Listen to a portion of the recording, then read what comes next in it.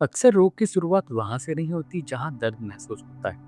बहुत से लोग वर्षों तक जांच करवाते रहते हैं, रिपोर्ट सामान्य आती है, लेकिन तकलीफ वैसी की वैसी रहती है। पेट में जलन पर एंडोस्कोपी सामान्य, सिर में माइग्रेन पर ब्रेन स्कैन ठीक, गर्दन और पीठ में जकड़न पर एक्सरे में कुछ खास नहीं, ब्लड प्रेशर बिना कारण बढ़ता घटता, त्वचा पर एक्जिमा तनाव के समय उभर आता, पीसीओएस भावनात्मक दबाव के साथ तीव्र हो जाता, कभी केवल चिंता से ही सांस फूलने लगती है, जैसे शरीर किसी अदृश्य खतरे से लड़ रहा हो।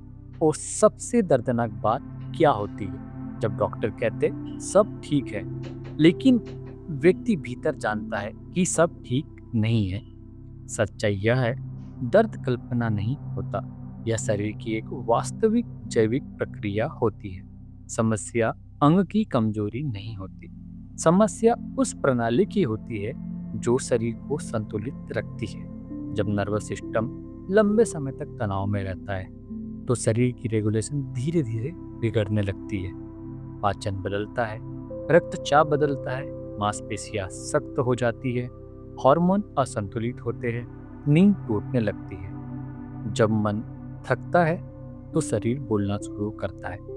समस्या यह नहीं है कि शरीर बोलता है, समस्या यह है कि हम सुनना नहीं जानते। बचपन से हमें शरीर की भाषा सिखाई जाती है। फीवर हो तो दवा लो, चोट लगे तो पट्टी बांधो, दर्द हो तो गोली खाओ।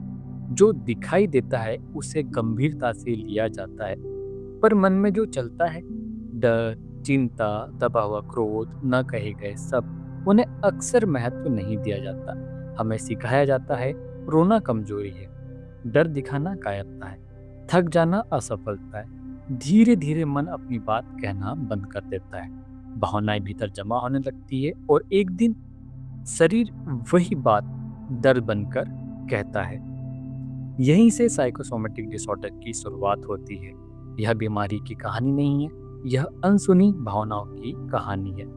भारतीय परंपरा ने शरीर को केवल मांस और हड्डियों का ढांचा नहीं माना, उसे देह कहा, अर्थात वह स्थान जहां अनुभव ठहरते हैं। मन और शरीर अलग नहीं, वे एक ही चेतना की दो अभिव्यक्तियां हैं। जो भीतर घटता है वह बाहर प्रकट होता है। योग सूत्र कहते हैं, दबी हुई चित्त वृत्तियां संस्कार बनकर जमा हो जाती है, और ये संस्कार केवल स्मृति नहीं रहते, वे श्वास को बदलते हैं, मुद्रा को बदलते हैं, ऊर्जा के प्रभाव को बदलते हैं। अब मैं आपको एक कहानी सुनाता हूँ, राकेश की कहानी। लेकिन सच कहूँ तो यह कहानी हम सबकी है। राकेश हमेशा कहता था सब ठीक है, समय पर ऑफिस, परिवार की जिम्मेदारी, बाहर से सब व्यवस्थित, लेकिन भीतर सुबह अलार्म बजता, आँख खुलती पर शरीर उठने को तैयार नहीं, सिर भारी, आंखों के पीछे दबाव, पेट में जलन, ऑफिस में बैठे बैठे अचानक दिल तेज धड़कना, हार्ट का तेज पंप करना, बिना कारण घबराहट, रात को नींद टूटना, और सुबह मानो विश्राम हुआ ही नहीं। जांचें हुई, blood reports normal, ECG normal, endoscopy normal. Doctors बोले स्ट्रेस कम लो, पर कैसे, जब जीवन ही रुकने नहीं देता। यही वह जगह है जहां व्यक्ति सबसे अधिक अकेला होता है। दर्द वास्तविक, रिपोर्ट सामान्य, और धीरे धीरे वह स्वयं पर ही संदेह करने लगता है। दीर्घकालिक तनाव में हाइपोथैलेमस सक्रिय रहता है, पिट्यूटरी और एड्रेनलिन ग्लैंड लगातार कोर्टिसोल और एड्रेनलिन बनाते रहती है। शरीर फाइट और फ्लाइट मोड में रहता है, पर खतरा वास्तविक नहीं। परिणाम, प्रतिरक्षा तंत्र कमजोर, पाचन प्रभावित, हृदय तंत्र तनाव में, सूजन बढ़ती है।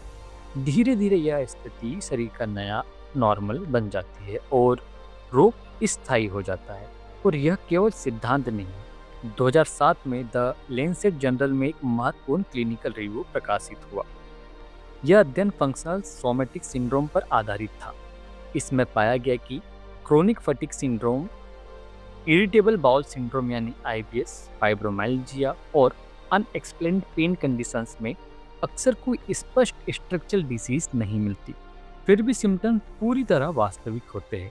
ये रिसर्च ने दिखाया साइकोलॉजिकल स्ट्रेस, इलनेस बिलीफ और नर्वस सिस्टम सेंसिटाइजेशन इन डिसऑर्डर्स में महत्वपूर्ण भूमिका निभाते हैं। ब्रेन बॉडी इंटरेक्शन सिम्टम्स की इंटेंसिटी और परसिस्टेंस को प्रभावित करता है। Emotional distress autonomic nervous system dysregulation से जुड़ा पाया गया। मतलब जब मन लंबे समय तक दबाव में रहता है तो नर्वस सिस्टम की रेगुलेशन बिगड़ जाती है और वही असंतुलन शरीर के लक्षणों के रूप में प्रकट होता है।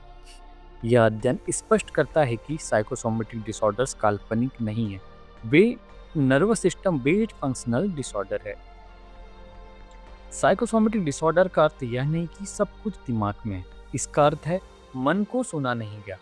जब भावनाओं को अभिव्यक्ति मिलती है, जब विश्राम अपराध बोध से मुक्त हो जाता है, जब व्यक्ति स्वयं को अनुमति देता है महसूस करने की, तब शरीर को बीमारी बनकर बोलने की जरूरत नहीं पड़ती। उपचार क्या है? केवल दवा नहीं, समझ, भावनात्मक अभिव्यक्ति, काउंसलिंग, नियमित दिनचर्या, गहरी नींद, डिजिटल विश्राम, योग, ध्यान, प्राकृतिक चिकित्सा और सबसे महत्वपूर्ण स्वयं को सुनना। याद रखिए, शरीर शत्रु नहीं है, वह संदेश वाहक है। लक्षण दुश्मन नहीं, वे संकेत है कि भीतर कुछ सुना नहीं गया। आज एक छोटा सा अभ्यास कीजिए। रुकिए, अपने शरीर से पूछिए, तुम क्या कहना चाहते हो? कभी कभी उत्तर शब्द में नहीं आता, वह एक भावना बनकर आता है, उसे सुनिए। माइंड इज द मेडिसिन एक वाक्य नहीं, यह स्वास्थ्य को समझने की चेतना है। जब मन बोझिल होता है, शरीर बोल उठता है, और जब मन हल्का होता है, शरीर स्वयं उपचार करने लगता है। यदि यह वीडियो आपको भीतर तक छू गया तो इसे लाइक कीजिए, शेयर कीजिए और चैनल को सब्सक्राइब ज़रूर कीजिए। मैं हूं डॉक्टर नवीन वागत्रे और याद रखिए, मन को सुनिए ताकि शरीर को चिल्लाना ना पड़े। धन्यवाद।